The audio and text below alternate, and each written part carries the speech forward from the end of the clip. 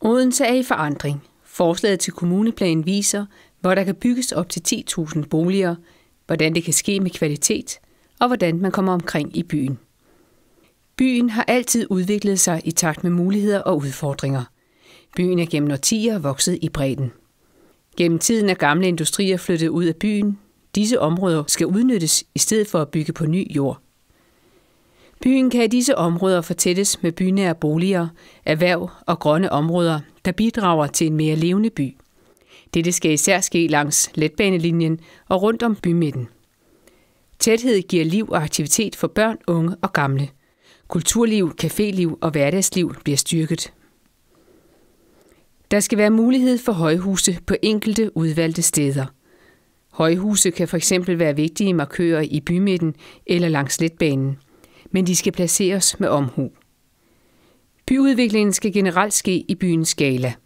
Dette skal sikre, at nye boliger og byrum får lys og luft, og at der skabes gode grønne opholdsmuligheder i de nye områder. Der skal være boliger til alle, og Odense skal være Danmarks grønneste storby. Sukkerkogeriet er et af områderne fra industriens tid. De smukke gamle bygninger renoveres, og nye moderne byhuse er på vej. Parcelhusenes kvaliteter kan opnås i byhuse med små haver og gode terrasser. En storby har en levende bymidte med et mix af butikker, kontorer, pladser, grønne byrum og kulturtilbud. Men her skal også være plads til forskellige typer af boliger for unge, ældre og familier med børn. Det planlægges, at godt 5.000 ud af de 10.000 boliger placeres i eller nær ved bymidten. Byens bro binder bymidten sammen med City Campus, som er bygget op omkring en grøn kile med supercykelsti, og hvor mere end 7.000 studerende lige om lidt får deres daglige gang.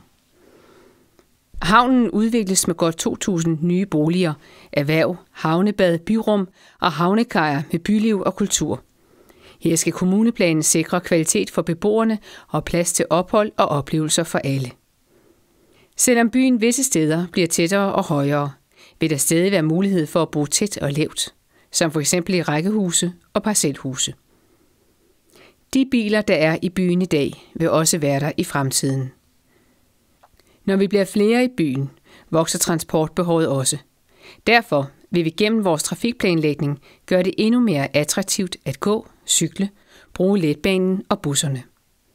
Det bæredygtige valg skal være det nemme valg. Din by er i forandring. Giv din mening til kende. Kommuneplanforslaget er i høring frem til 22. februar. Deltag i debatten. For mere info om forslaget og arrangementer i høringsperioden, gå ind på odense.dk/høring.